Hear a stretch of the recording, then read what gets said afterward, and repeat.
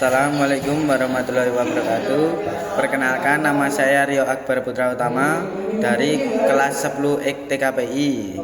Akan mempresentasikan tugas bertema polusi laut.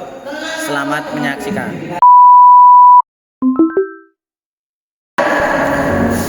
Pencemaran laut adalah salah satu masalah lingkungan terbesar yang sedang dihadapi dunia saat ini.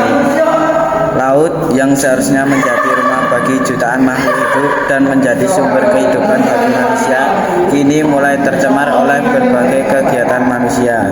Setiap hari bertonton sampah dan limbah mengalir ke laut, baik secara langsung maupun tidak langsung melalui sungai. Sampah plastik merupakan pencemaran terbesar karena sulit terurai dan dapat beratus-ratus tahun di lautan. Plastik-plastik tersebut dapat membentuk pulau sampah raksasa dan membahayakan hewan laut yang tidak sengaja menelannya atau terjerat olehnya.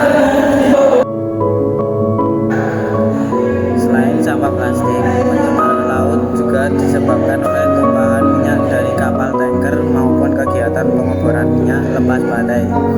Ketika minyak tumpah, lapisan hitam pekat itu mengapung di permukaan laut dan menghalangi sinar matahari masuk ke ekosistem bawah laut. Akibatnya, terumbu karang mati, ikan kehilangan tempat tinggal, dan burung laut yang terkena minyak sulit terbang dan akhirnya mati.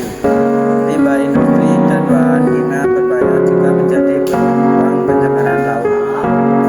Zat kimia seperti merkuri, tibal, dan pestisida dapat terakumulasi dalam tubuh ikan dan akhirnya dikonsumsi manusia sehingga menimbulkan penyakit serius.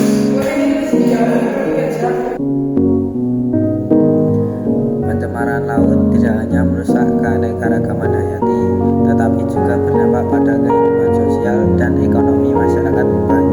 Banyak nelayan yang kehilangan mata pencarian karena jumlah ikan menurun drastis atau habitat ikan rusak. Tempat wisata pantai pun bisa kehilangan pengunjung karena airnya kotor dan penuh sampah. Bahkan negara yang bergantung pada pariwisata bisa mengalami kerugian besar.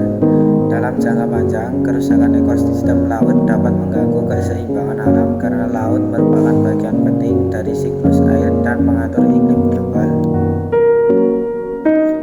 Untuk mengatasi pencemaran laut, perlu kerjasama antara masyarakat, pemerintah, dan dunia industri.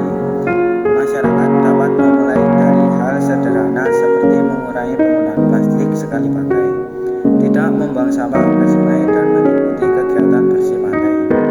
Pemerintah dapat membuat aturan yang tepat terhadap pembuangan limbah dan memberi sanksi kepada pihak yang mencemari laut. Sementara itu, industri harus menerapkan teknologi ramah lingkungan dan memastikan limbah diproses sebelum dibuang. Jika semua pihak bekerja sama,